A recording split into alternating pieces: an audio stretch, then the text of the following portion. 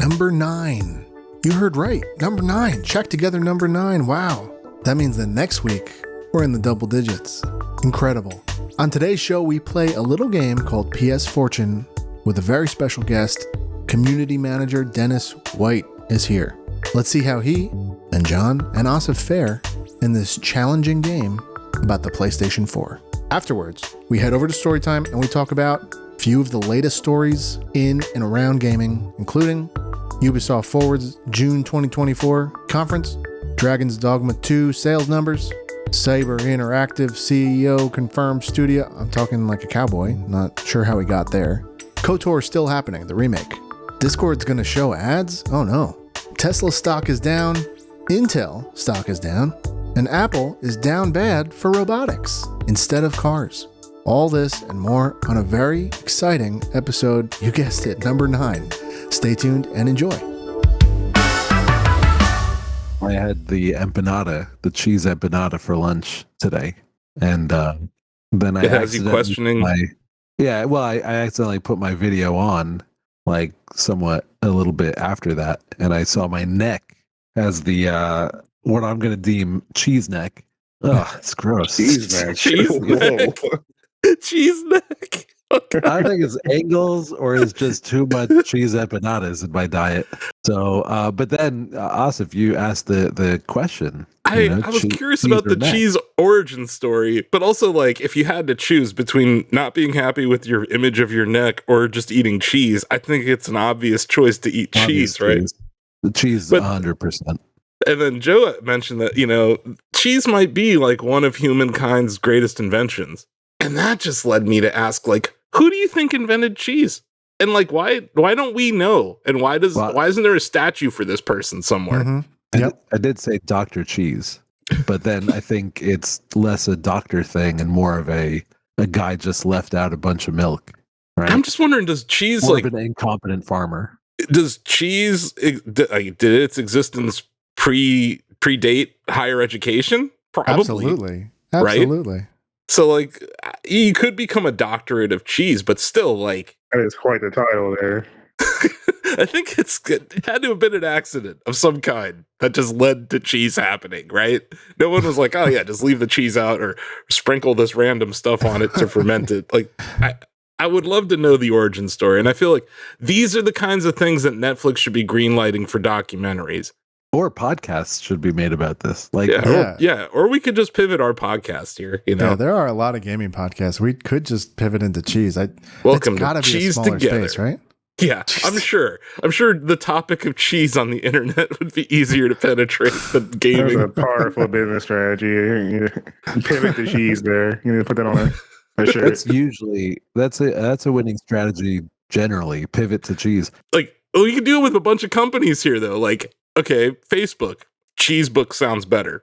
I mean, You're not wrong. Name the website and cheesifying it is better. It's Sony PlayStation, Sony Cheese Station.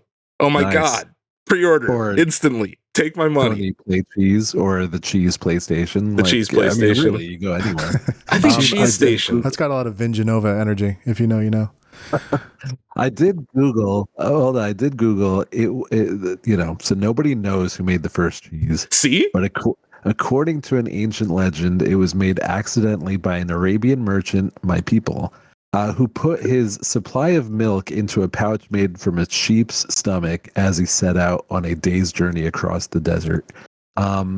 Very interesting. As usual, the Arabians coming up with all sorts of good stuff, math, science, and cheese. Wow, Matt, I really thought you were going to say that he tripped into the vinegar bucket. So it was a mistake. It was. It was a mistake, yeah. First time we got cheese, it was like, whoops. And then he's like, you know what?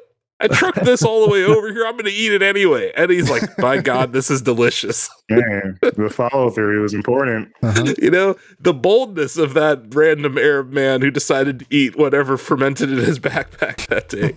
That's like I said, Netflix, greenlight it. Everyone on Earth has a stand-up comedy special, but we don't have an origin story for cheese on Netflix. Like, come on, nice, get on it. Unbelievable. Now that's a cold open. Now that is a cheesy cold open.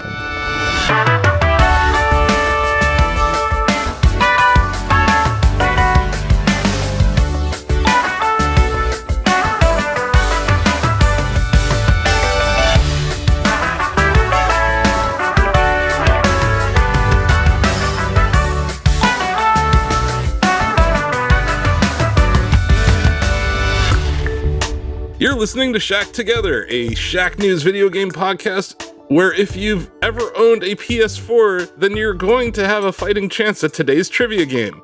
I'm your host, Asif Khan, and today I'm joined by my co-host, John Benyamine. Hello. Our producer, Joe Stasio. Hi. And Shacknews community manager extraordinaire, Denny Von Doom, Dennis White. Howdy. Welcome to the Shacknews extended podcast universe, Denny. It's your first time on the show. I think it's your first time on any of our podcasts. Yeah, it's good to be here. You know, feeling like part of the Avengers now.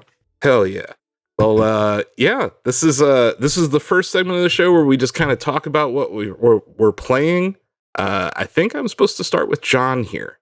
So, John, at least based on the outline I'm looking at, John, what have you been playing lately? What have I been playing? Oh, so it is surprising to me.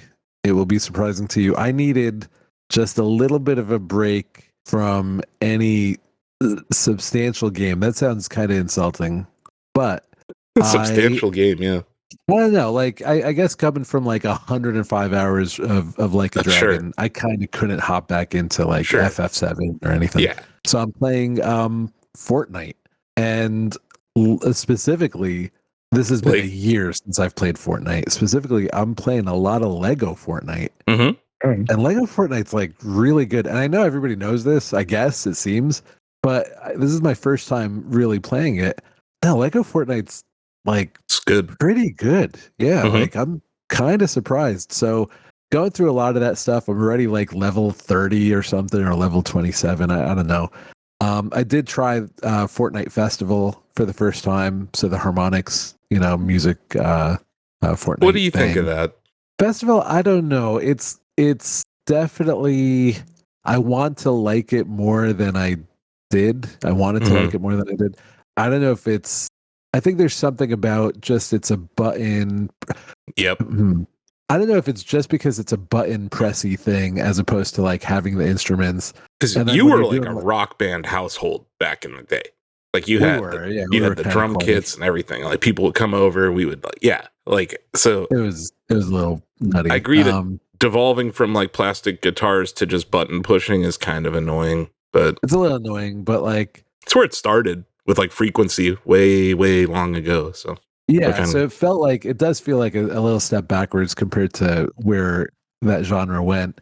I did play Rocket Racing. Rocket Racing's pretty good. Just it's a little simple, but it's fine. It's not. It's dude. That is the wet fart of Epic Games releases in the last year. Like that thing came and went. Like it had every chance to go viral. Everyone loves Rocket League, or used to at some point. But I kind of think like they didn't want to cannibalize Rocket League, so they kind of made just something very simple, and it's fine. It's fine for like if you have 10 minutes to kill, you get in like 3 races. no. That's fine. Lego Fortnite is No, the you go winner. play F-099 like a real racing game enthusiast. I'm sorry. That's true. And then, but Lego Fortnite's been taking my attention. I did play Zero Build a little bit, just regular. Battle I'm Royale. interested in the FPS version of Fortnite that's coming. They're bringing it into first person here. I don't know when, but they announced it. So interesting. I may jump in with you there. That's Fortnite's great. Fortnite's gonna be there for you. You know what I mean? Like it's a game that you can kind of come back to. And I understand what you're saying about like after a really like an intense story in like a Dragon Infinite Wealth, right? To have something that's just kind of like service game, don't really have to think. You just play. Yeah, just play and just see something different, and really fun. So yeah, nothing too groundbreaking. Nice. I haven't checked out any new demos or anything like that. I did play the finals a little bit just to see that for whatever reason. Really beautiful style. I really like sounds corny, but like, I did really like the UI and the graphical style. Like the graphics are very impressive. What they can do at 60 frames, like on a console, is impressive. I think the most interesting thing to me in that game is how like vast the destructible environments are. Yeah, that was cool. Like people like just demolishing the floor right from under you. Yep. Pretty neat. So it's like the opposite of Fortnite, right? Where like Fortnite's like, oh, you can build this, you can build that. It's like, no, you can shoot the ceiling out from underneath someone in this game, or if you're falling into like a building, you can just blow it up as you fall into it. Yeah, I think that's really cool. Yeah. it was fun. And the style and the weird like Running Man, game show announcer and things like that. I like that kind of vibe. But then I played Fortnite Zero Build just one round, and I'm like, oh man, I forget how intense it could be. I guess I finished at the third. I was the third place. And I think they nerf you. Like if they see that it's been a while since you've played, I think they really, they try to make it so you win, or they just group you with like super, low level folks. But Yeah, because there's no way you could have won. There's just no way you would have won, obviously. I mean, at number 3, like that's surprising to me, but like it was it's tense. So anyway, those are the games. That was a joke, by the way. And everyone's gonna think I'm just being super mean to you. But, I think it's pretty cool though, that like John's like, yeah, I've been playing Fortnite, and then he describes like 4 or 5 games that he's been playing inside of Fortnite. Like that's just cool. I think that's just impressive what they've done with the game. Yeah, it was cool. And then playing around with the cosmetics and stuff. I forget how much is under lock and key. Like how much you have to pay for? You can't customize your character for shit. Like you can't do. And I remember that, but like I sound like this is the first time I've ever played a game. But I'm like, no, there's like no customization whatsoever. So anyway, you contrast that with a game like Splatoon 3, where all of it is in-game grindable. You can customize everything in that game. Yeah, sure. So that's a financial decision by Epic for sure. Yeah, and, because I see myself like wanting to maybe customize, and I'm not usually that. I usually don't care, but I'm like, oh yeah, this Lego guy is maybe a little bit, corny. Didn't Lego just add Lego Fortnite? Didn't they just add like steering wheels to the game too, so you can like make vehicles now? Yeah, I guess if that's a new thing, yeah. So I built a couple vehicles. Yeah, that's like in the last month that came out. And the world is super vast. I mean, I guess it's unlimited, but I kind of screwed up because I kept going south. I was like, I got pretty powerful, got all my gear, and then I kept going south. I just wanted to see like where can I go? What can I do? And then I found myself with all my equipment, having pretty much got screwed up. And I looked at the map and I'm like, yeah, no, I guess this doesn't circle back. This is like Minecraft, obviously. Just you keep going. So I it took me like 10 minutes, which is a long time when you're just walking. Yeah. To get back to the village that I was at. But it was fun. It was a good time. Cool. Danny, what have you been playing lately? And I am full time back into the Street Fighter grind right now. Nice. I've got it going. Been watching a ton of content from plenty of tournament players and stuff like that. I'm trying to get into the swing of things again. In these rank streets. Are you still maining Jury or Yuri? Jury? No, I am on the Lily grind. Oh, sorry, Lily. That's right. That's the lady with. She's got those 2 sticks that she beats the shit out of people. So she smacks you with constantly. Okay, yeah. Sorry, I mixed up the two. Yeah. I am putting in the work on Lily, but I also been playing with some Marisa too. Getting some quality action, tossing people around and smacking them in the face. It's been pretty good. Mm-hmm. But the Street Fighter bug has gotten me good again. Nice. Getting back into it ahead of me and a couple friends starting up our tournament series as well. We do called Fight Club Weekly. Coming back next month, and we got some big plans for it. So I figured since I'll be doing commentary for the tourneys and stuff like that, I should probably get better at the game again. And just understand the different move sets, right?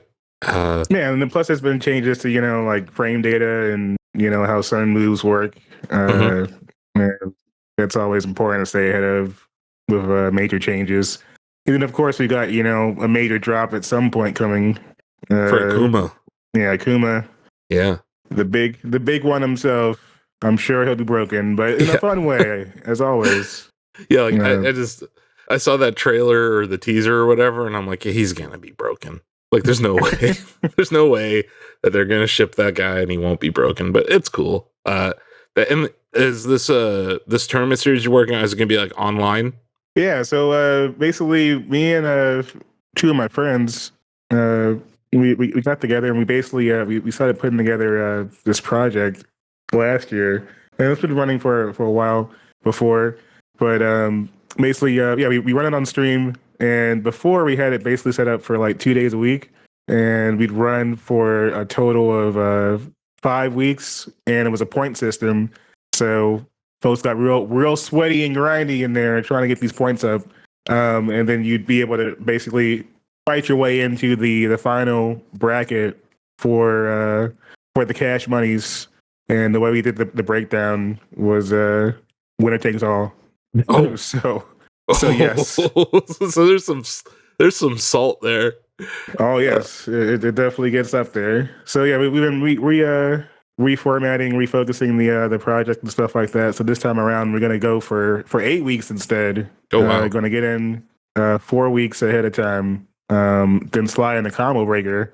Mm-hmm. You know, my local major here in Chicago that's been running strong, and then do another 4 weeks or so, basically once a week, and folks will have the opportunity to, you know, fight their way into a chance at the money and such. We got some folks coming through and supporting the team, so it's going to be bigger and better than ever, pretty much, and looking forward to really getting back into the game itself. But yeah, I've been playing a lot of that, dabbling in some Tekken, but Tekken's been a bit more frustrating lately.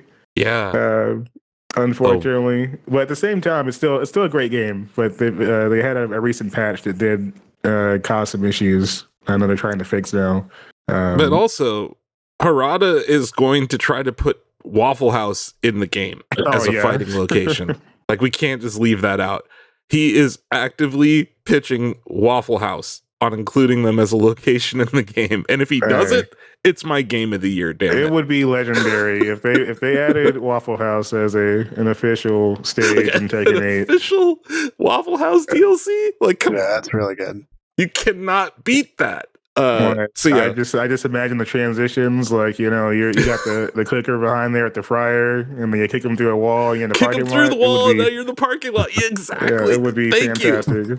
Thank you. You clearly thought about this as much as I have. And oh yes, there's definitely a campaign going right now. People are very serious about this. It is getting very intricate. We're just like, Waffle House, don't blow this. Like, this is the opportunity of a lifetime for you guys. And you've always been there for us, so do it. Come on. Yes, this is opportunity here to make your legacy cemented. You're like way higher. FTC. Like, forget IHOP, right? If Waffle House does this, forget Denny's, and I love Denny's, but forget Denny's if Waffle House gets in Tekken 8. That's all I'm saying. But that's awesome. Yeah. Anything else you've been playing, or are those mainly the two? I mean, I've been pretty heavy on those, but also been trying to get through some of the backlog that I had before. I also have been playing a lot of Marvel Snap, which I know that, you know, some of the staff is definitely into as well. And yeah, it can get pretty addictive up there sometimes. I know the new season just started. Got new cards in the mix. The Thunderbolts are coming as well, which I know is, you know, basically the criminal off-brand Avengers, but you know, there's a couple of solid dudes in there. Mm-hmm. I think are, you know, decent. And then there's like folks like US Agent, and I'm like, you're just a bootleg Captain America. But Captain Zemo, you know, Baron Zemo, not bad. Couple ones in there. But yeah, a lot of snap action happening. I'm definitely getting heavy on that one.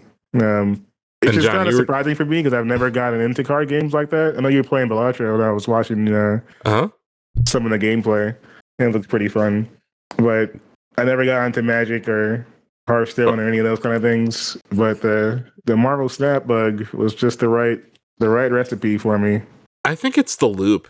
It's like not that long to play a game of Snap. And then it's like, if something stupid happens, you're pissed off and you want to win, so you go back. Or like if you're on a streak, you get somewhat rewarded. I think the thing that made me bounce off of it was just the cost of the season passes and how short they are. I was like, that's not like, that's like 10 days. That's not a season. But yeah, other than that, yeah, I think the game itself is good. And obviously it was made by the people who made Hearthstone. A lot of those devs went on to Second Dinner. It's an example of you know, like we're seeing this a lot now with all these layoffs, but like people leaving big name studios, starting on their own and actually succeeding. I think Second Dinner is a really good example of that. Mm-hmm. Yeah, I definitely get that vibe. But yeah, there's you're right though about the loop being pretty strong. You know, Mhm. I'm definitely coaching myself up. Like, you know, I'm basically my own version of LeBron or something after a game, whether I'm losing or winning. It's like, man, we had that one. We had that one. All right, get back in, get your head back in the game. All right, look, we got a Yep. nice streak going. We can do this. We're close to reaching next ranked title. We can make this happen. All right, just got to make some better decisions out there. But hey, I feel like this season I'm gonna hit the Omega action, hit the Infinite, and set my goals high. Are you playing it more on mobile or PC? You know, I feel like it's a decent split because I actually a lot of times lately when I'm playing like at night and stuff like that, I actually will hop in the Discord with my friends, and sometimes like they'll just make fun of my games, and so I'll toss it up on PC and stuff like that. But when I want to just like get the grind in, yes, mobile is definitely getting used because I can toss it in while I'm, you know, cooking breakfast or something. Yeah, you know, burning my eggs. I can get a couple games in. You're staring at your phone while your eggs burn. Yep, I've been there. That's awesome though. I like Snap. I just don't love it, I guess is how I would describe it these days. But no problem with it. And I think it's weird we haven't seen like an esport around it yet. Thought that would happen. They did like announce that they got like a Spectate. the Spectate, but there's also like some kind of like league plans that they're trying to put together. Yeah. Or like test out. So I'm kind of curious to see how that's gonna go. Yeah. But I'm sure they gotta have something they're trying to put together at some point. But there's also like a lot of volatility in the game right now too with some of those cards. It's like, all right, balance. Yeah, well, I'm seeing enough Thanos out here. You got a lot of in that live service era that they're in. Like, yeah, you can ruin your game so easily and make esports players be like, I don't want to even play this. So yeah, I guess you're right. They have to figure out a balance to that, or maybe like I do think they're kind of in a sweet spot though, because there is a decent kind of like content creator section kind of growing as well for the game, and there's enough of that kind of loop, like you were saying, to make it interesting and entertaining to watch different decks and stuff like that, while also you know, still giving people time to breathe a bit. And I think that's what's important about an esport is it has to be interesting to watch. And I just think the Marvel IPs are so like everyone knows them now that yeah, I think this could be bigger than Hearthstone ever was as an esport, and it just hasn't happened yet. So I was just kind of surprised. Yeah, I want to see Marvel get a couple W's because a few of the last couple movies have been it's been a bit rough. That's true. On that end, so they're trying to bounce back. I know that, you know, there was some Fantastic Four news dropping and stuff like that. And they were showing off some new stuff, but they also got Pedro Pascal involved in that. So, you know, I'm like, okay, all right, my man's just coming off of The Last of Us and sliding into a big one here, the MCU. So there's space, but yeah, you know, definitely could get a couple W's after a few of these past Sony movies like Madam Web and such, which I'm still not sure how that got made, but you know, I have no idea how that happened, but I have a feeling that Sydney Sweeney had something to do with it. That's my guess, just based on the internet. She did. She be in that movie like as the main character. There was Dakota Johnson, I think. Was the main actor. Yeah. I was like, I have not seen Madam Web be relevant to anything comic related since the Spider-Man cartoon in like '96. It might just be that Sony, specifically as the keepers of Spider-Man, for some reason, they're kind of just scraping the bottom of the Spider-Man barrel at this point. Because I mean, they have to, because they got to release a movie every couple of years to keep the rights. So something's got to come out, regardless of whether it's good or not. What a weird treadmill to be on. But you know you have to make another Spider-Man movie in X amount of time, or else Disney takes it away from you forever. That's just such a weird. Who signed that deal? I don't even get it. It was different. It was a rough time period for Marvel. When they started, like they were bouncing back, and they started selling off rights to stuff, which is why Fox had the X-Men, Sony got Spidey, and it got pretty rough over there. And now it's kind of wild. It's gone full circle now, and Disney just pretty much gobbled up everything. Yeah, I had the worst idea just now. What if David Zaslav does the same thing with DC? I'm scared. I'm sorry. I put that out in the universe. I'm sorry. I just hate that guy. Anyway, Joe, what have you been playing? I've been playing, video game wise, lighter week. I've been playing Deep Rock Galactic Survivors, which I think Survivors, excuse me, which I quite like, and is like a pretty nice middle ground from the. It's Survivor. Sorry, you're right. You were right the first time. You wrote it as Survivors in the outline. So. Oh, word. Okay. Yeah, like Vampire Survivors is sort of a nice idea, is how I felt about it. And then I tried like 20 minutes till dawn, and sort of all the piggybacked off of Vampire Survivors back, and those were a little more, or rather a little too hands-on, like too much aiming. And Deep Rock Galactic Survive is I'm sorry if I'm getting these names wrong. They're all very similar. So yeah, that's like the right compromise for me, because it's still like auto attack. And did you play the original Deep Rock Galactic? No, I think, and that's quite a different game, right? Yes, but it's awesome. It is. That's what I hear. Good. That's what I hear. But yeah, that's cool. Yeah, so I'm enjoying that, and it is a bit of an antidote to the headache that Final Fantasy is. So it's gone from wow, now it's a headache. Just for folks at home who've been listening to this, Joe's on a roller coaster of emotions about Final Fantasy VII Rebirth. So now you're at headache levels. Uh-oh. Yeah, I'm down on it at the moment. I think I said like many episodes ago that I despised 16. I hated it. I thought it was awful. And I'm not there with this one. I'm not even really making a judgment call on it. It's a totally. It sounds like you just took a little break. Doesn't seem taking like a break. Yeah. And I'm just, if I am saying anything, it's this open world stuff is like, give me a break. Nobody wants this. If you want it, I don't believe you. That's how I feel. Maybe we want an open world. We just don't want the way that they implemented it. Yeah, I'm sure that's cleaner than when I said. So like, we're asking for it. They give us something, and it's not what you wanted. So yeah. Yeah. I know. I'm painting a broad stroke here. Otherwise, I'm reading that novel that the new Netflix show is based on, Three Body Problem. I don't know if y'all are aware of that. It's the Game of Thrones showrunners' new show, so it's semi noteworthy. Finally finished that. So you're reading the book, you're reading the novels before you watch the show? Yeah, because I wish I had done that with Game of Thrones. So like I'm trying to avoid it here. The book is quite good. I'm halfway through. It's very good. It's very nice. It's very nerdy in a way that I'm surprised is like a blockbuster, prestige television show. But it's good. Maybe I'll say more when I'm through it, and I'll give a final judgment, but I like it so far. Nice. Definitely had it on my list. What are you playing, Asif? Oh, me? Yeah. Me? Little me? Oh, man. I played a lot of video games this last week, guys. First one I want to shout out, because I don't think any other podcast is talking about this game at all, is called Duranko Wonko, or Wanko. I'm not sure how to pronounce it.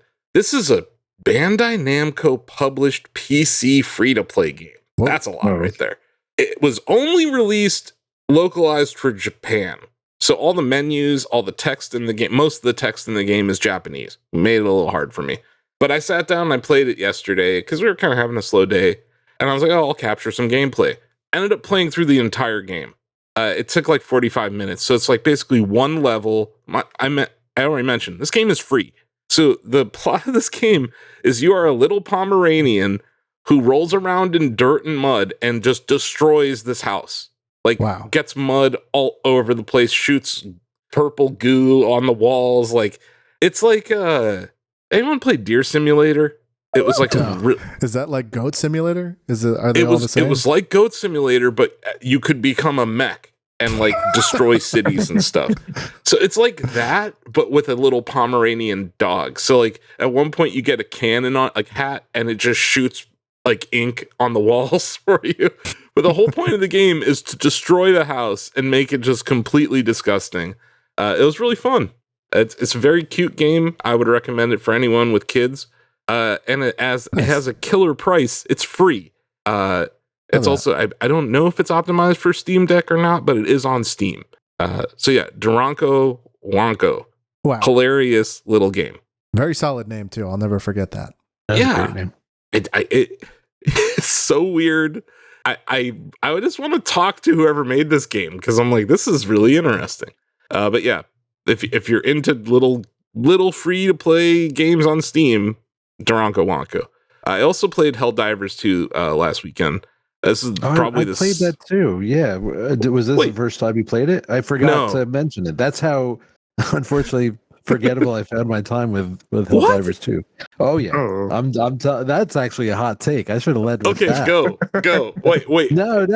Tell me why Helldivers 2 is unimpressive to you. Well, I need to know this. Gotta play. Admittedly, I got to play with people that I know. Okay, I think that would make it a lot better. Yes. So if it's like a Gears thing where you and I we got to do that. Yes.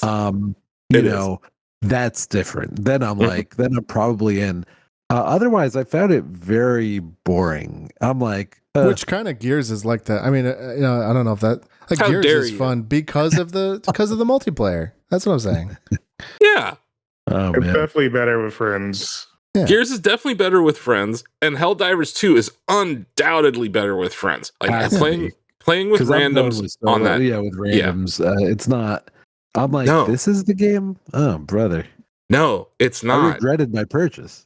It's $30 when there's that friendly fire factor to you. I can't imagine with random. So yeah. So that would go. Good, fair. And that's hey, look, I'm admitting that from the start, right? Like I didn't get it, but I'm not playing it as you guys are telling me. Like I'm not playing it the way it probably should be played. So I played it the week it came out, and then I hadn't played it until last weekend. Friday night in America, Sam Chandler over in Australia texts me, "Hey, you want to jump on Helldivers 2?" Nice. I said, "Sure." It is playing with your friends that makes it better, undoubtedly, undoubtedly. Awesome. But it's also just really funny, man. The game, like the more you play it, you start to see this narrative that they have, and it's hilarious. It's a really funny game that lampoons war and lampoons nationalism in a way that I think is great. It's that Starship Troopers vibe. Yes. Right? Like it's not even like inspired by Starship Troopers. No. It is Starship Troopers. Right? Yes. Yeah. It's with robots. Clever. It's funny. Yeah. And like this idea of a game master who controls the missions and decides to add or subtract. Like there's like a dungeon master for this game. And he's like making things harder on us, making things easier on us. Even if you don't play, here's what I thought was kind of cool. The people of Helldivers had liberated a planet or part of Super Earth or whatever while I hadn't been playing, and I still got all the rewards. Like we still, as citizens, we still get rewards even if you're not playing. I thought that was kind of cool. It takes the entire player base and makes us like one unit working together. I think that's kind of cool. That is cool. But I understand your complaints about it from a single player perspective, John, are absolutely sound. I don't have anything to say about that. But I would say didn't expect it to be like as needing the familiarity with your teammates. I feel that way about like Overwatch. Like Overwatch, I hated playing by myself, but it's a great game when you were playing it with friends. Not Overwatch 2. I'm talking about like the original Overwatch. Sure. Overwatch 2 is fine. But Helldivers 2, I had a great time. I accidentally killed Sam like 3 times in this one mission because like you'll change to a grenade and like I forget that you have to change away from the grenade to use your weapon again. So like dangerous game. So like I was throwing a nade to close up one of the holes, Denny, and then we get to the part where we're summoning the evacuation ship, and I'm like. I threw a grenade right at Sam's feet. He died like right as the ship was coming to get us. I felt terrible. So yeah, once I got around that, it was pretty great. I also got like thrown around by an alien for about 30 minutes. It was hilarious. Like Sam's like taking care of all the missions. I'm just getting destroyed. Like on his screen, I'm like flying around, like it was hilarious. The So, yeah, ragdolling is pretty damn good. Yeah. There's a lot of emergent gameplay too, John, that I think comes out of it. I also like the what the hell are they called? Stratagems. I love the stratagems. And I the whole inputting on the D-pad as fast as you can, like I'm like, oh, you didn't realize I've been playing Tetris for the last 1,000 years. But there's just like little aspects of it that when you put it all together, yeah, Helldivers 2 is still in my game of the year list. I love it. And it's I agree with what you said about from a single player perspective, but just visually, I think it's one of the best looking games we've had in a while too. Especially for like a multiplayer online game. So yeah, been playing Helldivers 2. Cool. I recommend it. And John, we should probably play it together before you. Yeah, I would like that. That would be cool. Just hit me up because you got kids and shit. Like just hit me up, and I'll be like, I'll look at my phone. If I'm awake, I'll most likely do it because I don't like playing it by myself either. Like that's kind of my point. I also got another win in Balatro this weekend. That game's great. It's still on my list for game of the year. And it just gets better. Like as you keep unlocking new jokers and other things, like different decks. It's cool. It is cool. Yeah, it's you definitely want to keep going. I didn't get to play too much, but do you find yourself like when do you get the hankering for that? When are you like, hey, I kind of need to do a couple rounds? Like, is there a particular time of day or something? It's definitely late night. Like if I'm like too tired, but I like want to play a game, but I also want to like listen to a podcast while I play or something. It's perfect for that. It's also a great like handheld, while you're watching TV kind of game because like, you don't really need to listen to Balatro at all. I would say it's kind of become that late night game for me, which is a problem because F-099 was my late night game. So now I'm playing F-099 less, and now I'm never gonna win. Anyway, but yeah, I'm also still playing Pocket Card Jockey Ride On. The game's ridiculous. I am now on another horse. We mentioned that I was gonna name him Nintendo Horse E with 2 eyes. So yeah, Ultra Nintendo Horse went to the farm. I'm now riding Nintendo Horse E. And we're doing well. I think I'm in age 4 for the horse now. Furthest I've made it is age 5 so far before my horses got sent to the farm. And then I did successfully breed 2 horses, and I have a new foal that I can name. And so yeah, still playing that game. It's still ridiculous. It's really fun. And yeah, like this is what a weird time we are in for just random card games with different mechanics. And then this might surprise some people, but I did fit in some time to play F-099. Okay, this crowd goes wild. You did. I mentioned it last week. We had that new 1.3 update. It definitely has brought more people back to the game, but now it's like I used to maybe get like Big Blue 3 out of 30 times or 1 out of 10 times, whatever. And now it's like 1 out of 30 times I get Big Blue, which is like my best chance at winning. So now we're getting reverse tracks in F-099. So I'll play reverse Big Blue or reverse Mute City. I've gotten pretty good at, sorry, I shouldn't say reverse. It's mirror. I've gotten pretty good at mirror Mute City. I think my best place there was like 3rd. So it's nice to have new tracks that I can set records on and stuff, but it's just frustrating because it's like new tracks that you have to learn every turn for. And it's like super counterintuitive because these tracks flipped already. So now you have to like untrain every turn and then do the opposite, which has just been a challenge. It's great. Still love the game. Lots of great updates in this recent one. They added even more practice functions. It's great. So here are my rivals of the week. Okay. I lost to 2 of them. Scoop with a K, Skoop, and then Elephant Man, but spelled with like numbers. So it's like EL3F4NTM4N. Lost to them too. And then I beat Puppy, and I played against USA twice and beat USA twice. The names on F-099 of random players continue to be fun. The rival mechanics great. I'm still sitting right there in an S+, you guys. Like I think we found my proper license ranking. I'm an S+ driver. But yeah, still haven't won. You're gonna get there. And if this is your first episode, Costco is very upset that I haven't yet placed the order on the sheet cake, but they are telling me that all the butter, flour, and sugar is ready to go as soon as Asif conquers. Well, we also have sheet cake coming because we have that game last week that we played that will be determined in 51 weeks who won, right? So we got 2 cakes to look forward to. The real question to the folks at home is, which cake will come first? The F-Zero cake or the, what the hell was that game called, cake? I don't remember, but I'll look right now. Sequel? Something sequel? Does it sequel? Does it sequel? You got it. Does it sequel? The Does It sequel winner, which will be announced in 51 weeks. Yes, but I placed that order because I know when someone's getting cake. Exactly. Okay. Yeah. Okay.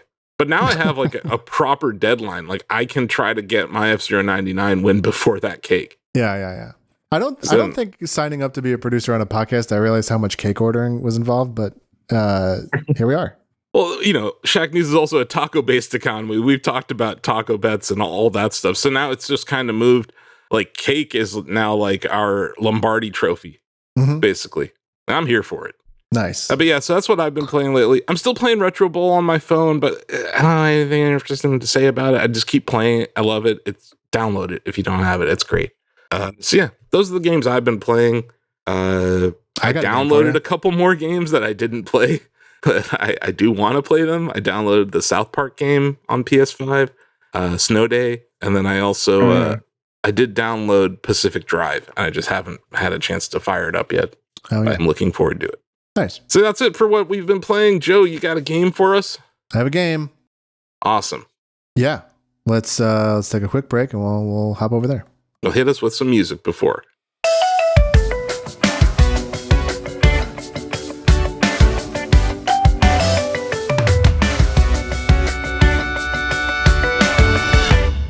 Hello, welcome to PSFortune. Oh, I see what you did there. It's the game that's about PS4, and here's my tagline. Will you have the good fortune of correctly answering these PS4-related trivia questions? Game on. I have a series of PS4 trivia questions here. All of y'all, Dennis, John, and Asif, please say your name to buzz in to answer the question, and I will keep tally of your points, and we will see at the bottom of this list who knows the most about Sony's PlayStation 4. Are we ready? So I say Asif, John says John, Denny says Denny. Or yes. Otherwise, I won't know potentially who's chiming. That's the reason. Question number 1. Here we go. Guys, what is the highest rated PlayStation 4 game according to Metacritic? Asif. Mm-hmm. God of War? Incorrect. Asif's out this round. John. Damn. John. Oh crap, PS4? Yes. Oh crap. I was gonna say okay, forget it. I pass. Bubsy 3D. Dennis. I'm thinking maybe like, are you talking about exclusive to PS4? I chose my language carefully. What game released on the PS4 has the highest Metacritic? I think you're on the right track, Denny. Okay, I'm gonna go with like Red Dead Redemption 2, maybe. Mm-hmm. Wow, with a severe lack of confidence, he pulls out the correct answer. Ding, ding, ding. Awesome. Yeah, that's a great answer. Well played. Wow. Yeah. I instantly thought of it when I was wrong about God of War. I was like, okay, it's Red Dead. Very good. Question number 2. Oh, this is a nerdy one. Perhaps the nerdiest on the list, so fret not if you have no idea. But how many The Legend of Heroes games released on the PlayStation 4? Awesome. Yes. 2? Incorrect. Okay, I guessed. John. Yes. 4. Incorrect. Dang it. I don't even know what this is. I'm not familiar with this Yeah, I have no idea. So any number right there, I was just gonna be a guess at that point. That's what I did. You're welcome to guess. We have one more chance at an answer here. Yeah, no penalty for guessing. No penalty. Okay, I'm gonna go with 1. Incorrect. The correct answer is 9. 9? Next question. 9? Wow. Jeez. On the PlayStation 4, we have Trails Through Daybreak, Trails from Zero, Trails to Azure, Trails into Reverie, Boundless Trails, Cold Steel 1, 2, 3, and 4, all available on PlayStation 4. Question 3. Okay. Yeah. A lot of trailing. What was the PlayStation 4's code name? I should know this. You really should know this. We just went through this. We did? No, you weren't on that were you not episode. here? It okay. was just Bill and me on that episode, and I mopped the floor with Bill in this game. Bill was truly a tragic. It's like competitor. something dumb. Orvis or something. Asif, Orbis. Correct. Orbis. Oh, Wow. Orbis. Brother. I only know that because I played the codename game a few weeks ago, guys. Otherwise, I would not have known that. But hey, I got one right. Sounds like John's really been tuning in when he misses an episode. Now. He did a few weeks ago. He got upset I know. about me saying shit. Yeah. This is playful jabbing. Baby, I'm listening. Question number 4. What PS4 exclusive included the quote, "Do not concern yourself with what might be. Focus on what is and be vigilant." Do not concern yourself with what might be. Focus on what is and be vigilant. It's an exclusive. What PS4 exclusive includes this quote? Awesome. Death Stranding. Incorrect. I know. I just had to say it. Good guess, though. It could have been. There's like 8,000 lines of dialogue in that game. Yeah, can you get the quote again? The quote is, "Do not concern yourself with what might be. Focus on what is and be vigilant." Oh, man. 5, 4, 3. I'm not Right. sure about this one. Yeah. Okay. The correct answer is, no points to anyone, Astro's Playroom. No, I'm just kidding. It's God of War 2018. Dang it. I should I was have. like, you know what? I should have just said it. I Yeah. was thinking it. Yeah. Should have just said it. It's true. Damn. It's a Question good number game. 5. Great game. Question number 5 is, can you name 5 retail PlayStation 4 launch games? And to clarify, that means that there's a list of games that released day 1 and were available at retail, which you may translate as full price on PlayStation 4. For PlayStation 4, rather. So we have to name all of them? Can you five. We've named name 5. 5 of them? 5 Awesome. PlayStation 4. I rang in. Asif. Okay. Resogun? Not retail. Fuck me. Never Oh, mind. like it's got to be physical retail? Well, you couldn't buy it, apparently. I'm glad I took the fall for you guys. I'm glad I took the fall. But Yeah. don't say Resogun, guys, because Resogun wasn't a launch title. Nah, whatever. Yeah. It's fine. Must be physical. This is like SAT level gotcha Yeah. question. I said retail. What? I said it. Must be physical I know. retail. Must be Retail physical. digital.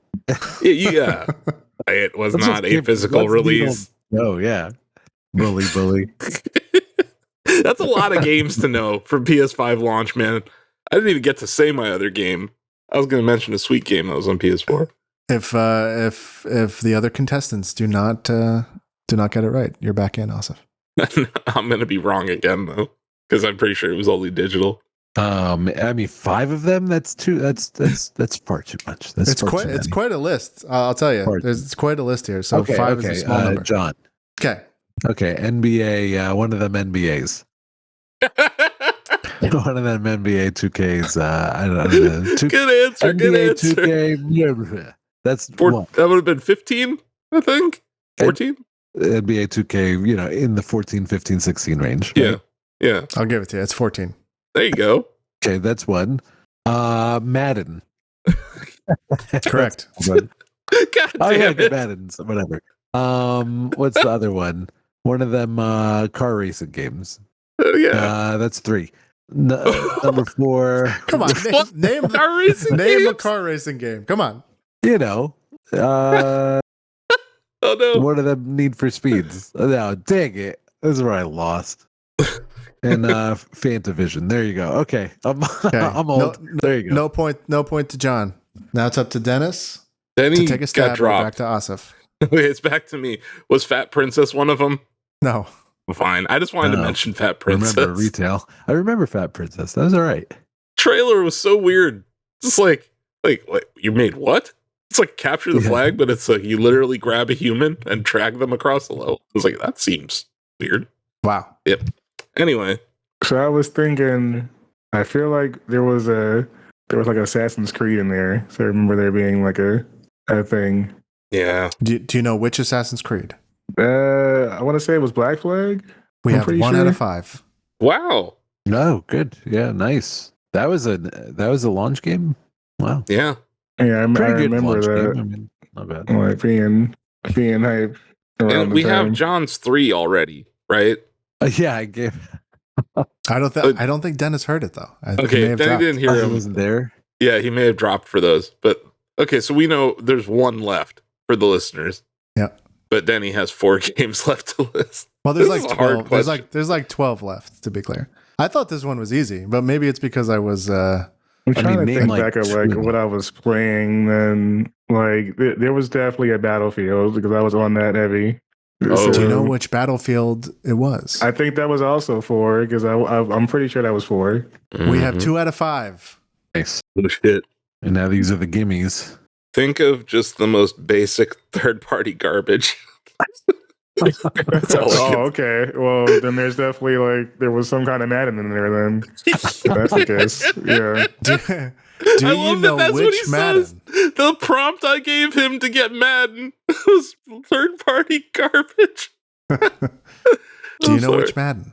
That was. I remember being angry about that one. Yeah. So that was.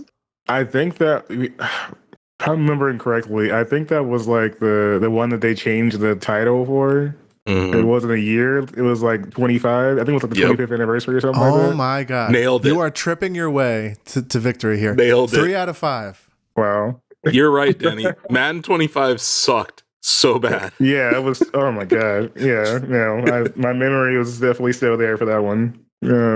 Just stay on that vibe. 'Cause Okay, that's well the then that kind of means quality that we got. Yeah, so we got 2K in there then. So Yeah. then there's got to be Which 2K? that would have been 2K14 because that was Holy 2013.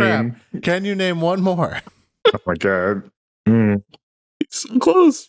I'm trying to think if there was any other trash that was like at that time. Sports titles were especially offensive though because they didn't even next gen them at all. So they were just ports right. of like the 360 Yeah. PS3 versions. It wasn't Yes. until a year later that we got like real next gen sporting games. Oh wait, there was still wait, sports. There would have been a FIFA too then. So FIFA 14 would have been a thing. That's That's 5 okay. out of 5. Wow. Point to Dennis. The remaining games are Angry Birds Star Wars, What? Call of Duty Ghosts, Injustice, Gods Among Us, Just Dance 2014, Killzone Shadowfall, Yeah. Knack, Knack. Oh, Knack yeah, was a good Who one. could Yeah. forget Knack? Need for Speed Rivals, a There you game go. called Resign that I don't remember, and of course Skylanders Swap Force. Congratulations to Dennis on Wow. his second point. Hell of an Wow. answer there. Is the first one to 3 points? Or what Sucked. is it?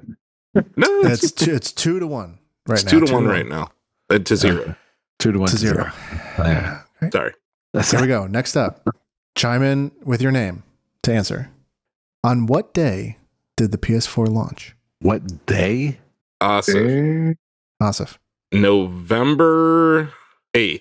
Do I have to give Oh. you the year? Yes. Oh, 2014. Incorrect. Is that close? I can't say. That's fine. Hmm. 5, 4, 3. Denny. Okay. Okay. I know it's 2013. Okay. It is November. I'm just gonna guess a day because I do not know. Yeah, it's tough. Let's go with like 12, maybe. Incorrect. John, last chance. John, Yes. gonna go with my dad's birthday, not the year. November 15, 2013. Ding, ding, ding. Wow. Correct. Wow. Very nice. Wait, PS4 came out in 2013? 2013. Yep. Wow. Yeah. Oh, yeah. I'm on the friggin' board. Holy There you go. crap. Comeback starts here, John. What is the highest rated, according to Metacritic, the highest rated first party T for teen game on PlayStation 4? T. That ruins it. Okay, so T. First party T for teen. Oh, brother. Can't even think of a T for teen. Asif. Okay. Little Big Planet 2. Incorrect. I believe that's a PS3 game. That was Little pretty Big Planet. good, though. That was a pretty good call. It's like the only teen game I can think of. Everything else is so violent. Like, John, Mhm. in that vein, was it Dreams? Incorrect. it didn't review as well as it should have, John. Yeah, I thought it would have reviewed well. I don't think people got it. Oh, the game It's- engine, the media molecule. Yeah. It's cool as hell, but it was not very intuitive compared to, like, I don't know, Mario Maker, Little Big Planet. Yeah. Designing a 3D game with your controller, that's tough. Fortnite's doing it now, so it's kind of cool. Dennis, it all falls to you. 5, 4, 3, 2. Maybe Shadow Colossus? Was that like around that time? I'm going to forgive that you didn't buzz in and say incorrect. No, unfortunately, the correct answer is Uncharted 4 with a 93 rating on Uncharted Metacritic. 4, dang it. Oh, I didn't think that was going to get a T rating. That's true, actually. Yeah, I But wouldn't that have makes thought sense. Yeah, That's a good game. That's like a stunning game. Like, It's a really good-looking good. game. It's a Yeah. good looking game. Yeah. For the time, it was like, holy crap, this is a PS4 game. It seems that Dennis had some clairvoyance because the next question is, can you name 3 of the 4 Bluepoint games releases on PlayStation 4? What? Wait, what? Bluepoint? you said? Bluepoint. Yeah. Bluepoint Games Studio. Can you name 3 of their releases, of which there were 4 total, on John, PlayStation 4? Go ahead. are we? And I'm assuming that you're talking about Shadow of the Colossus. That's one of them. That's The one of them. Bluepoint You thing. have 2 left. There was The Last Guardian. Incorrect. That is not a Bluepoint Ah, Games dang it! I release. thought that's not Bluepoint. That wasn't like a conversion. Fuck it. No, that was like Sorry. the game finally came out. Yeah. Okay. It felt like a re-release because it was It so... felt like a in remake the because they announced it 10 years before or something. Yeah. That's tough. I am a very much an Xbox Nintendo guy. This is proving it, unfortunately. Kind of seems like John has bad PSFortune. I don't know. I thought PS4 had a pretty good lineup. Not launch, but just in general. Like, they had a lot of good games. it on. was They had Tetris Effect first, shit like that. Sure. Asif, do you have the PSFortune to name the correct games? Or Dennis? Someone buzz in. I'm just trying to think of remakes that made it onto there, and all the remakes I'm thinking of are on PS5. I'm Asif. Mhm. Fucking, I don't know. Was there a fucking Dark Souls? Dark Souls 3? Is that Incorrect. Bluepoint? No? Okay, whatever. This is I know good. they did Demon Yeah. Souls on PS5. yes. That was definitely one. I wanted to say Bloodborne, but I know that's wrong. I've just wanted to say Bloodborne for every question so far. I feel like okay. They definitely I want to say they did an Uncharted. I can't think of which Uncharted it is. I remember them popping up in the screen. 5, 4, Mm. 3, 2. I cannot think of any other ones. I know an Uncharted's in there though. Okay. No points. Shadow of the Colossus 2018. In 2015, Nathan Drake Collection. You were right on That's there. right. Gravity Rush 2016 is credited Gravity to Rush. Bluepoint Games. And also something called Flower, which I was not familiar with. Oh, Flower. No, that's Flower good. was great. There you go. I didn't know that they made any of those. But I wasn't really paying attention to Bluepoint then. And then I think they got acquired after all that. And now they're like just the port house for Sony. They're doing good work. Unfortunately, I'm going to have to dip shortly. I might have time for one more question. One and I more have to question. forfeit. Okay. Let's see. Maybe I will skip to one that I think you can answer. Wow. Damn. Easy mode. Easy mode. That was the prompt where it's like, you sure you want to, don't want to change your difficulty? All right, here we go. Mark Cerny famously championed this IP during the PS4 era. John. Yep, Knack. correct. That was Wow. easy. That was See, now too you- easy. Well, you got Damn. it right.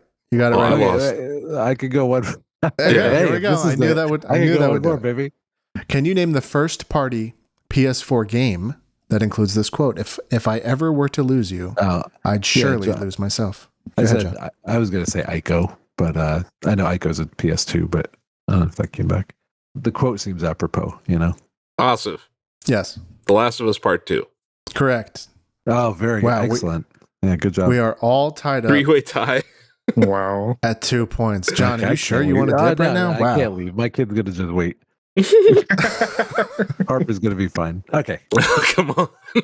During the PS4's tenure, what year? Well, I only need a year. What year did the PS3 go out of production? John, John. 2016.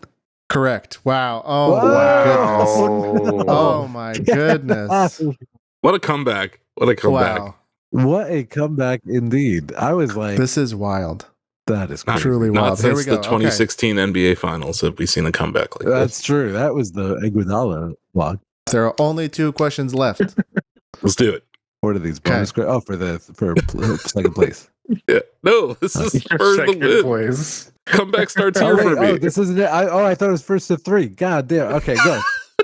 By the time the PlayStation 5 arrived, meaning the end of the PS4's, a solo existence, what was the attach rate per user? Asif. Yes. 5. Okay. Well, I'm going to do Prices Right rules. We have Asif's Closest answer. without going over? Yes. So am I closest without going over? Well, you're the only one that's answered Well, so we far. all have to buzz in. Okay. Yeah, I go guess. for it. There. You could $1 bob me, I guess. I know. I was gonna say, who goes first? Asif went first. Buzz Buzz in. in. Somebody buzz in. I got no reference for this at all. Yeah, So, I have no idea either. If you guys don't answer, I win. Mm-hmm. Oh, There we go. That's true. Yeah, that's how it works. Denny, after you. Teddy doesn't have an answer. I guess I'm gonna go with 5.5. I don't know. He Okay. $1 bob me. Okay, so I'm going Denny. $1. Okay, so I got $1 bob, and I got We'll Yeah. go 1. okay. Denny wins, right? Point to Denny. Yep. It was one or 5.5. the other. It was one of The the correct, what the was it, correct 7? answer is 9.6. Unreal. That's Very insane. Wow. I was Wow. thinking it would be 3. Wow, that's I great. did not think it was that high. It was a That's really very long high. generation, you guys. You gotta Yeah, think that's about true. it. It was long. That's true. And there were some great games that came out for All it. right. Okay, And one one last this is it. question. Last question. We are also going to do Prices Right rules because this is Oh, brother. the way this Okay. played out. How many PlayStation 4s did Sony sell by the beginning of March 2022? This stat is from March 2022. Asif, Okay. 95 million units. Okay. John? Oh man, I gotta go first, huh? Going 80 million units. Okay. Dennis? I'm gonna me in the middle at 90 million. Asif, what was your answer? 95 million. Point to Asif. We have a 3-way tie. Unprecedented. Wow. 117.2 million units sold of the Yeah. PlayStation 4. Yeah, Wow, the banger. Just a more few The than I banger. thought. Yeah, Yeah. sheesh. I don't have a tiebreaker and John's got to go, so I think we need to sit with this tie, and that's It's just a how it tie. works. It's a 3-person tie. It's a I'm Three-way Clean tie. gentlemen. All of us got 3 points. Yeah. This is Pretty amazing. fantastic. All right, guys. I do have to dip. No, that's all good. Enjoy the rest of the show. We're all winners. How about that? Love that. That's right. Thanks for Yeah. All playing. right, guys. See you tomorrow. Congratulations. Peace. Thanks. We're gonna kick it so- over to story time now. Asif, thanks for playing. Take it away.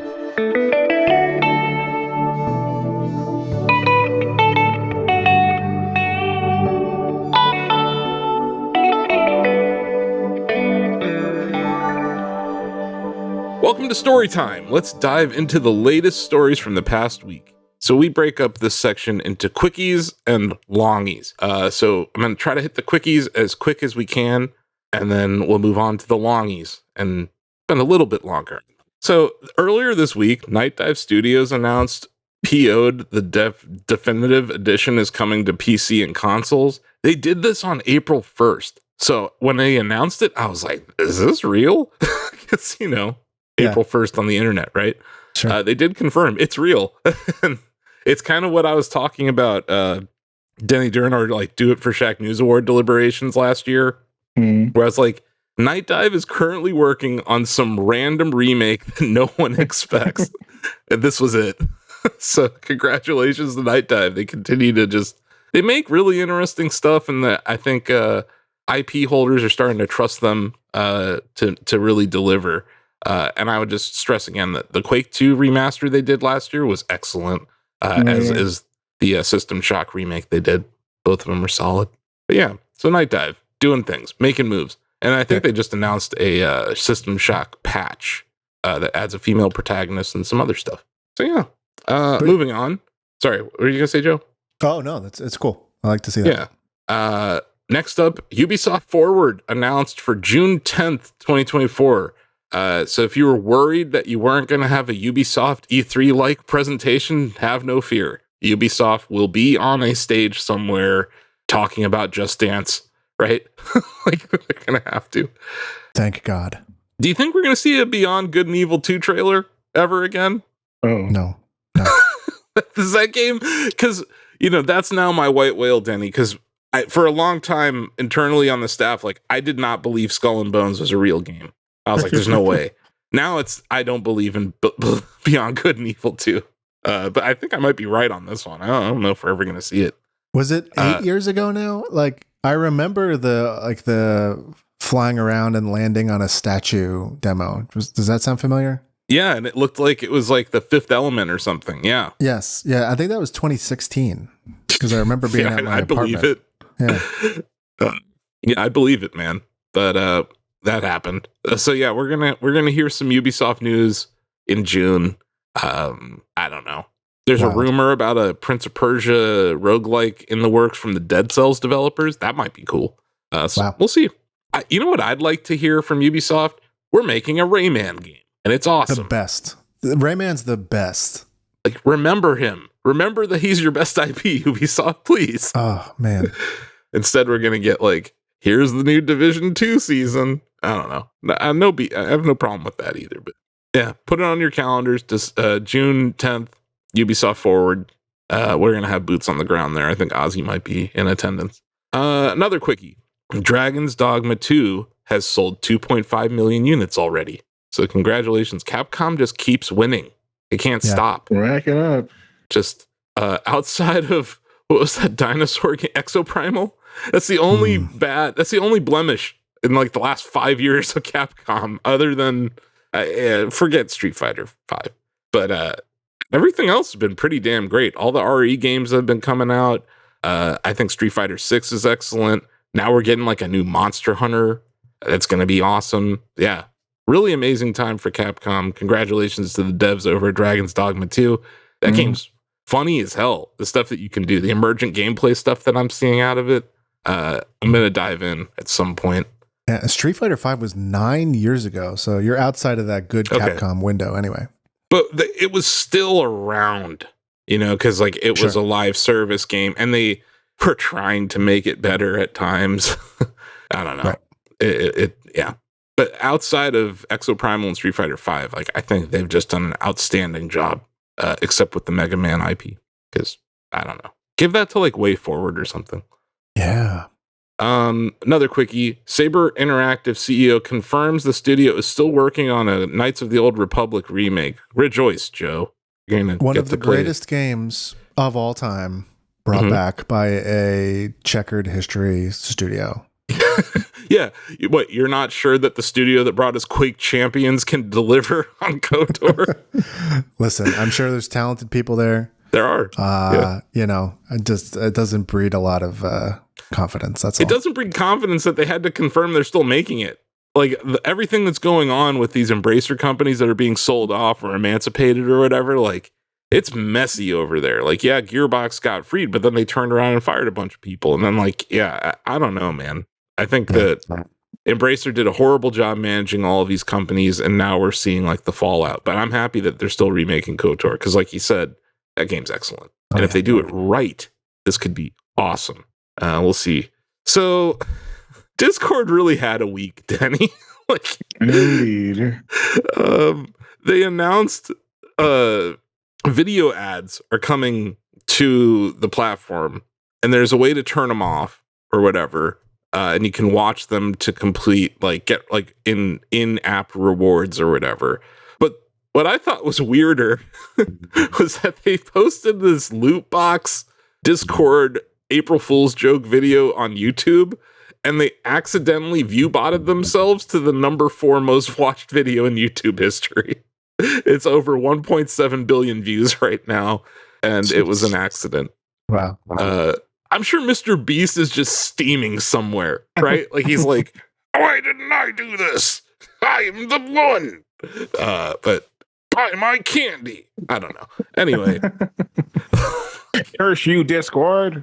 Like I could just imagine Mr. Beast in his underground lair, like, find me Discord and bring him to me now.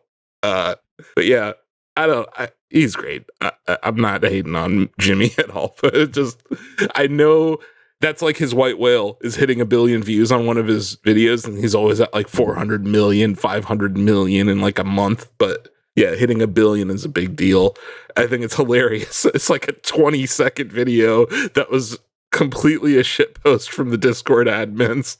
And it just does gangbusters. So yeah, what a weird week for Discord. Yeah, I don't really have anything else to say about it, but I don't want video ads. So please, no. And I haven't seen any yet, so I don't know. Is this like, are they trying to push for Nitro or something? Like, I'm not really sure what they're doing here. Man, it's a whole lot of. It seems like there's updates every couple of weeks now, that I'm just like, okay, you guys are doing a whole lot. They've made the mobile app look different for sure. Yeah, I don't mean that in a good way at all. Just different. Is Discord publicly traded? No.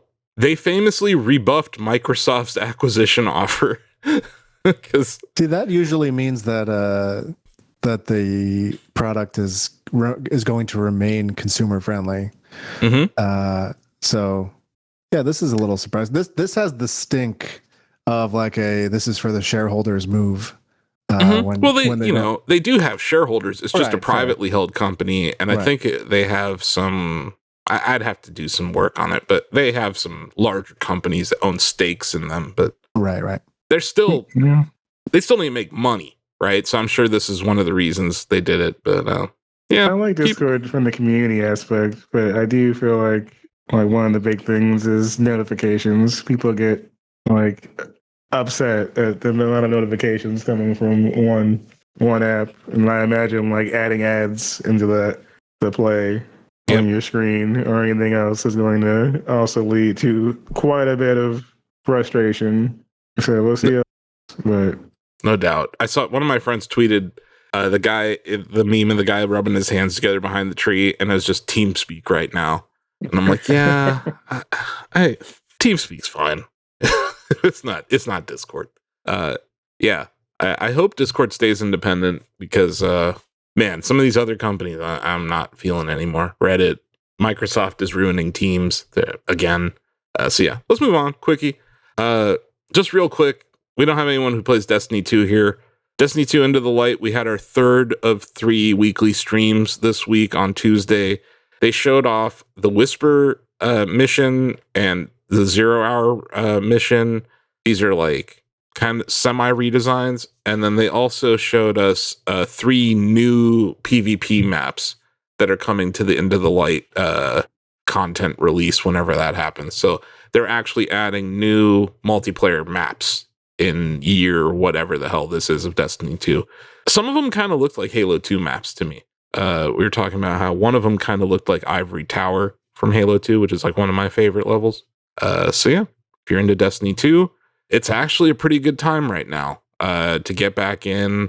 They're coming up with some ways to make it less offensive to people who haven't been playing or even newbies to the game. So it seems like they're trying to get in a good place before the final shape. They are doing another live stream on Tuesday where they're going to talk about the final shape. So keep it tuned at Shacknews because we are the best place to go for Destiny 2 news and guides. Thanks. And also a weekly video that tells you where Zur is at and somehow finds a way to put DMX music underneath it, except on TikTok. Thanks, Universal Music Group. Woo. Another story. This is, we've been talking about emulation and the effects of it, right, for several weeks here on the podcast, right?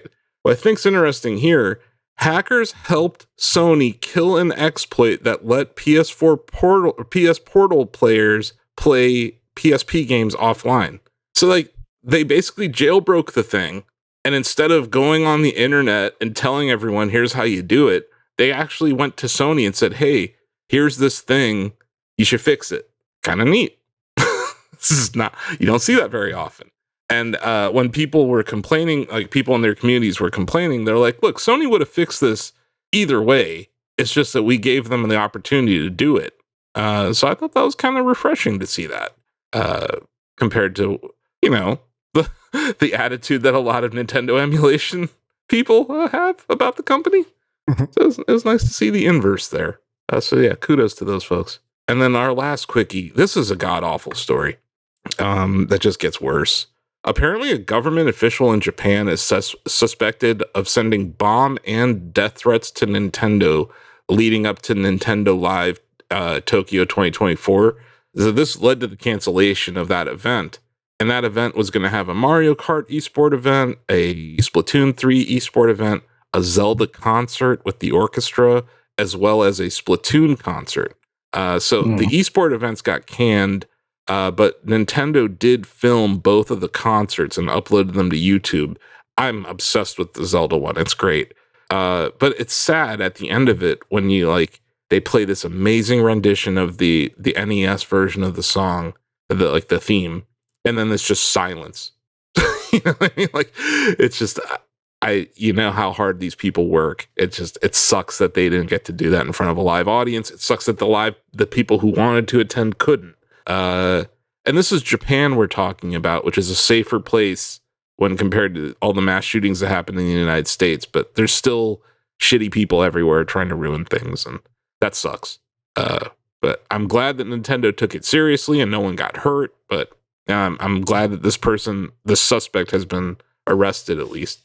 But we'll see where that goes. So those are the quickies. Here's the longies.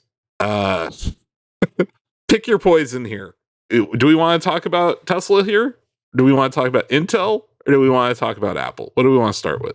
Okay. What do you want to start with? I don't know. I have some interest in Apple, so maybe save that for last. Okay. Tesla reported, I would say, maybe their worst delivery numbers in 5 years. They were expected to deliver like over 400,000 vehicles last quarter. They only delivered 387,000. And they produced 433,000 in that time. That's a pretty wide gap of cars on your lot versus cars delivered. And it makes me wonder, what the hell's going on at Tesla? Is there a demand problem? Is the Cybertruck a hideous, stupid product that no one should invest in or buy? I think the Cybertruck might be a hideous product that no one should buy. I'm not surprised. And then the other thing, is it possible that having a CEO who tweets racist shit every single day, maybe that has a negative impact on your brand over time? Is that possible? Probably. Yeah, that sounds possible. Yeah. Yeah. And if you look at the stock chart of Tesla, since Elon bought Twitter, it's been in a downtrend for almost 2 years now. This was a stock that peaked over 400 a share. It dropped as low as 166 yesterday. It's already in a bear market, and you can attribute it to Elon's behavior. He doesn't realize it yet. But I'm speaking from someone who has bought 3 Teslas. I've received delivery of 2 of them. I am not buying another Tesla until something drastically changes at the company. And I'm not alone. I'm an early adopter too. When you lose people like me, it's a bad sign for your company. So yeah, Elon, get your shit together. Get your shit together, Elon. But he won't. Quite a bit of shit to get together, yes. He won't, man. There's too much. You're right. There's too much shit to get together. And obviously he's on ketamine and all this stuff that came out in that Don Lemon interview. Man. All of it. Yeah. Like, just take the Don Lemon interview, go watch it, and then ask yourself, do I want to buy a car from this asshole? No, you don't. Like, most people don't. And I think the biggest fail on his part, and we can move on, but the biggest fail is that he pivoted to being a conservative right-wing idiot, right? Who bought electric vehicles? What right-wing idiot has bought an electric vehicle ever? It's like such a fundamental misunderstanding of who your core audience customers are. I've never seen this. And it's starting to make sense why the CFO quit last year, Danny. He's I like, can only can't. imagine what was happening behind the I scenes. can't- What kind of he's like- conversations were happening? Like, it had he's to be like- crazy. He's like, you're shooting us in the foot repeatedly. He's like, how am I supposed to? He's like, improve the margins. How am I supposed to improve margins when you're missing sales by 60,000 vehicles?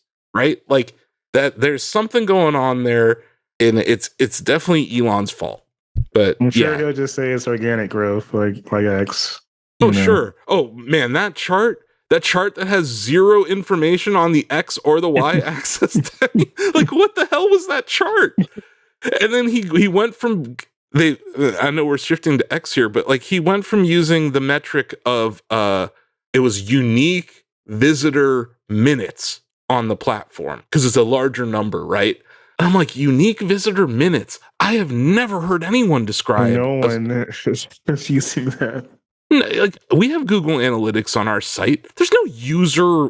There's User no like minutes. unique visitor minutes. That's not.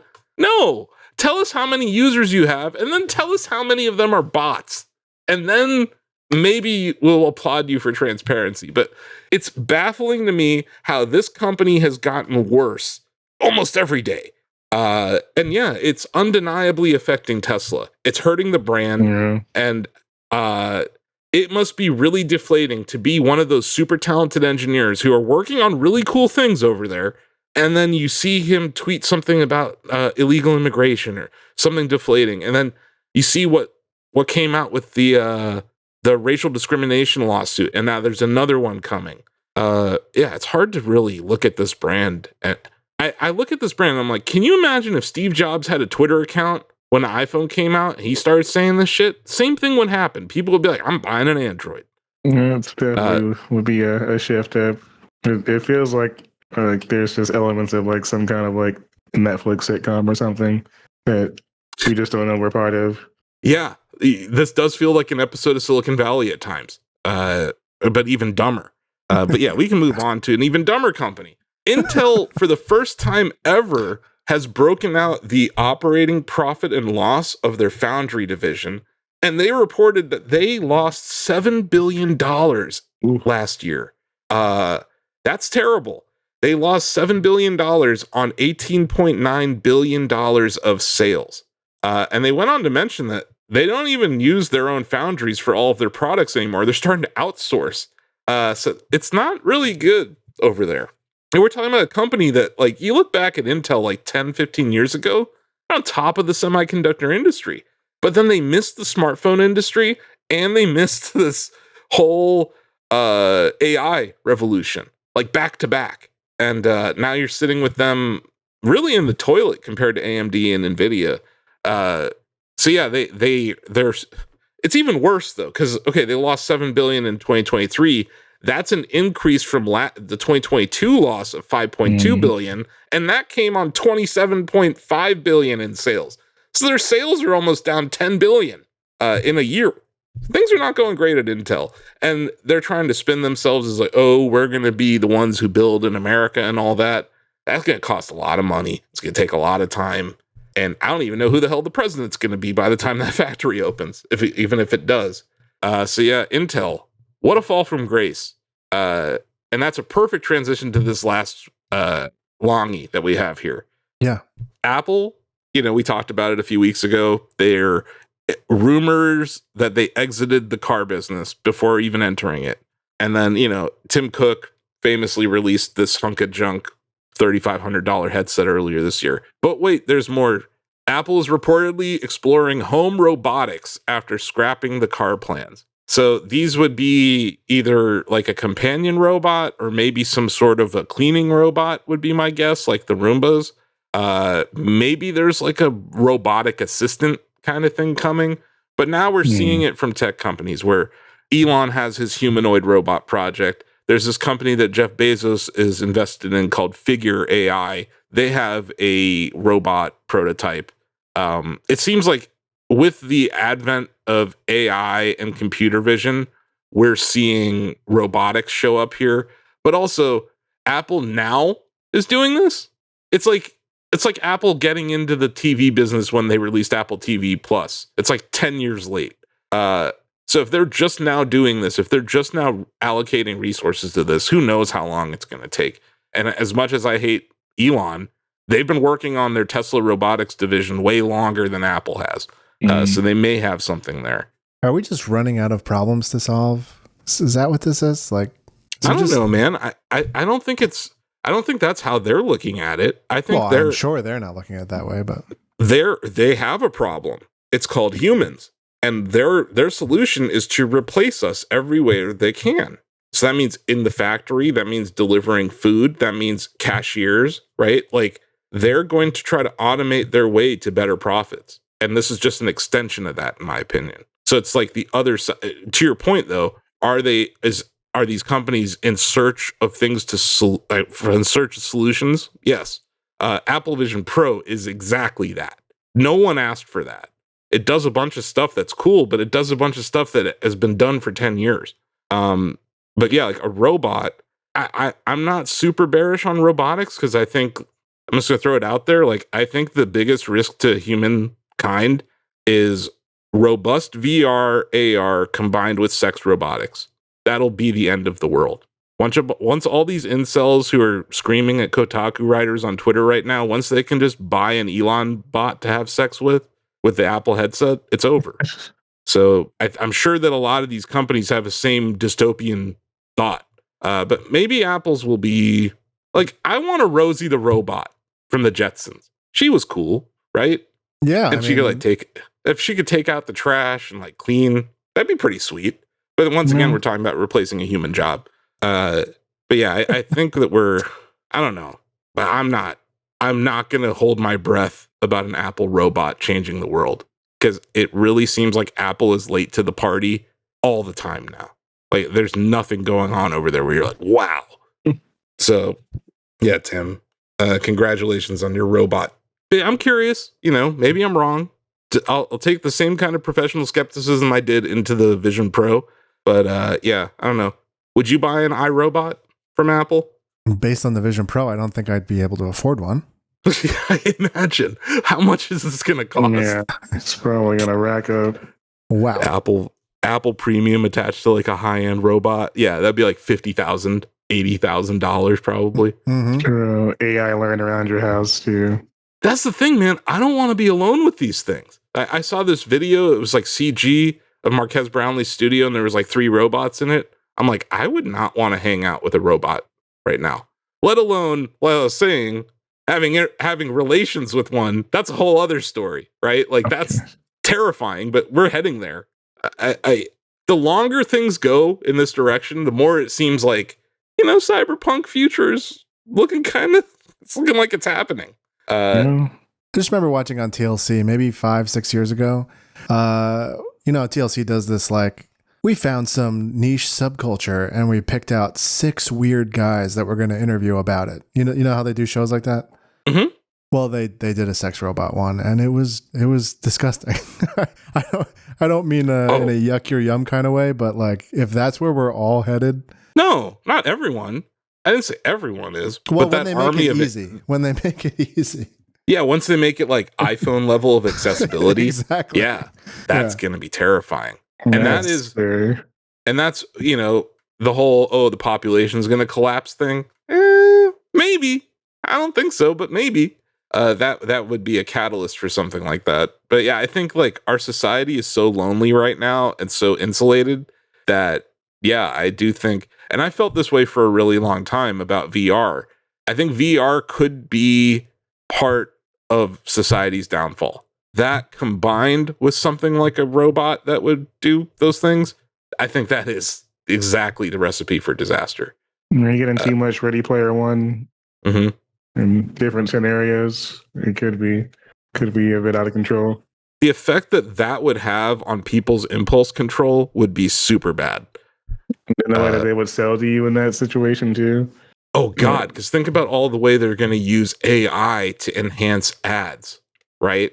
Oh God, it's going to get really, I don't know. Anyway, I'm just worried that like one day I'm going to be cooking breakfast or something, and then the robot that's living in my house starts having a conversation with me, and it's just like, You just I'm flipping eggs, making some pancakes, and then Bob the robot's like, I think you should text Sarah back today.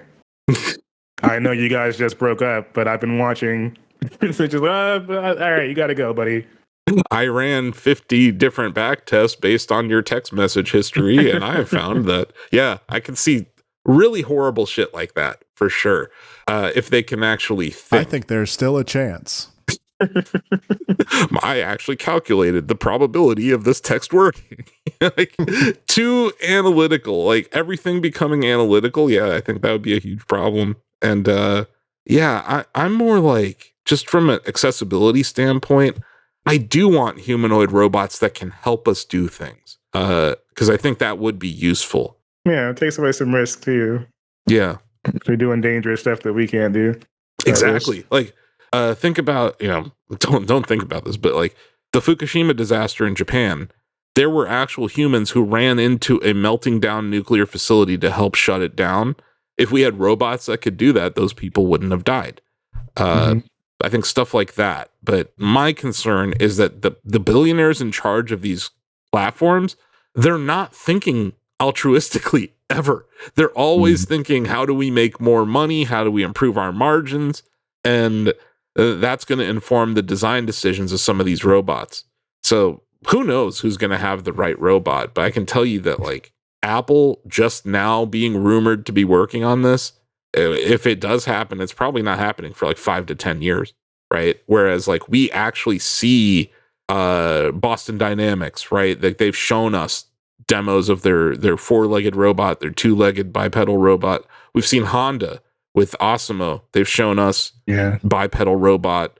I think Sony had some really weird robots that they were showing off at CES this year. So it's not like, I don't understand why everyone is like, it has to be humanoid. I'm like, I kind of want an R2D2 like guy that could just roll around with me and has a projector or something. Like, I think there's a lot of cool things that could happen in robotics, and I worry that like the Terminator future, the Skynet future is like, it could happen, because giving these guys guns and sending them into brown countries to blow them up, I can see that happening. Boston Dynamics specifically has shown how their mule robot can be used to bring ammunition to different people in a war scenario. So yeah, it's how robotics are implemented. And I was going to say earlier, what really concerns me about AI and robotics in general is that the government is not even capable of regulating any of this. They don't have the people in Congress, the people in the Supreme Court, people in the White House don't understand even the fundamentals of what's going on. And that's terrifying. But Apple, and I know John's not here, but he's the guy who's always like, Apple doing it, maybe it won't be shit. I don't know. I point to my Vision Pro. I do want to mention Vision Pro shipped an update, spatial personas where you can hang out with each other now, so you can do shared spatial experiences inside of the headset, but only if the other person has the headset too. Oh, wow. That's something, Which means I'll never be able to try this because there's no one. I don't know any. I knew one person who had one and he returned his. It was John. I honestly forgot that it came out. Dude, I'm looking at it right now. It's just sitting there. Now it really is resembling a lot of my other VR headsets where there's that month where you have it where fun things are happening. The amount of stuff people are hacking it to do is getting cooler. Someone has Half-Life Alyx running on it now, so there's some stuff going on, but none of the actual supported experiences are that interesting to me. So yeah. Anyway, Apple, robots. You buying one, Joe? You gonna buy one? Yeah, if we're in the $1,000 range, I could see someone or I could see something helping me like clean my house in like a meaningful way. Beyond that, I don't think so. Did you ever see Rolly from Sony? It was a dancing MP3 player. Googling now. It's like a little egg.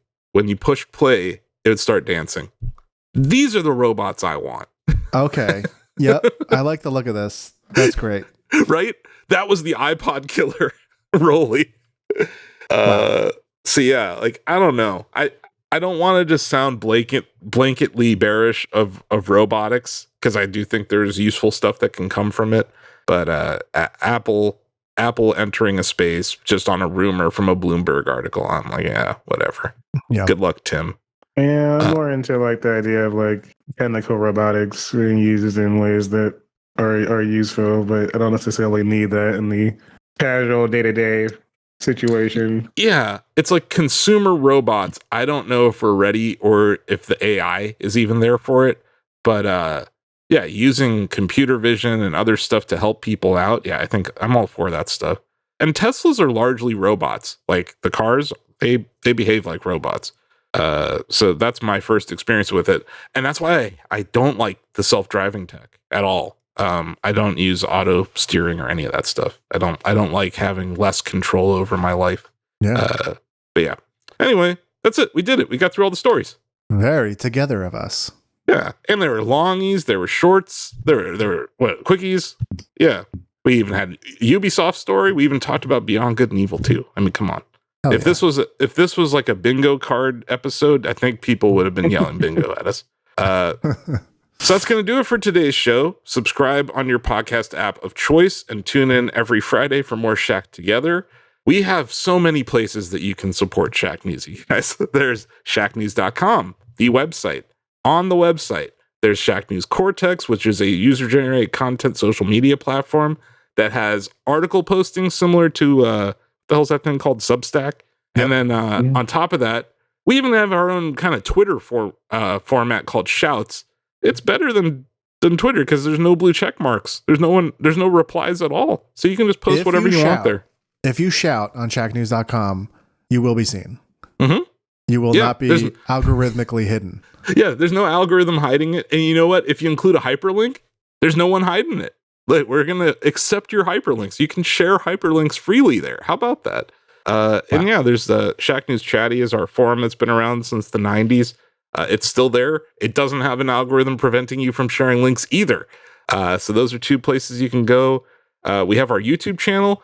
Congratulations to Shacknews. Shacknews YouTube just hit 40,000 YouTube subs this week. Sweet. That's awesome. Very cool. And then we also have the Shacknews Interviews channel on YouTube, as well as Shacknews VODs. If you want to watch our live stream VODs, we have a dedicated channel for that now. So those are the three places on YouTube you can support us. We also have YouTube Shorts going live on those channels too. So if you're into vertical video content, they'll be there. But boy, are there other places you can watch Shacknews vertical video content. TikTok, we're Shacknews over there.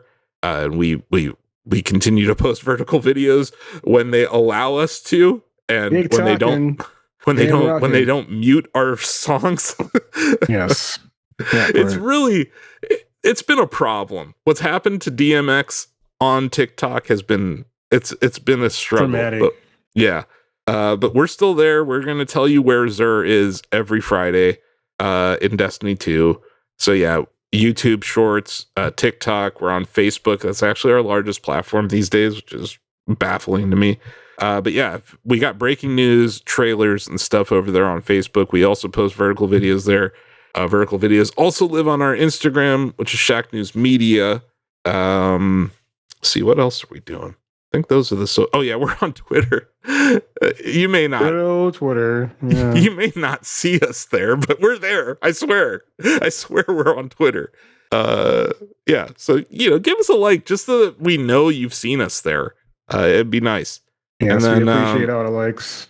Yeah. Likes, shares. Shout out to Larry over there at Night Dive. He's always been really active sharing us on Twitter and even Facebook. So shout out Larry. Yeah, those are the places that you can support us. We have a Shacknews Mercury subscription. If you want to actually send us money to keep us going, that would be helpful. We have 2 projects going on the dev side right now. We're working on a new version of Shack Pets, which is the ultimate battle for cuteness. It's free to download on Google Play and App Store. And then there's Bubbletron.com, which is just a website that is free to play. It's kind of like the Wordle model where you don't need a user account. Combine 3 different business ideas every day. Bubbletron will tell you what they're worth. You can get a money hat. You can also get a poop emoji. We keep track of your streaks. And we're working on updates for that too. So yeah, those are all the places you can support us. We're on Twitch also. So yeah, if you want to watch our live streams on Twitch, Steve Tendo Monday through Wednesday, Pop Goes the Culture on Thursday. TJ's been streaming Indie-licious on either Monday or Tuesday. Jan is back with he's kind of streaming more simulator games on Thursday nights. And some tech Friday action too. It's been nice. Yeah, taking it to the lab.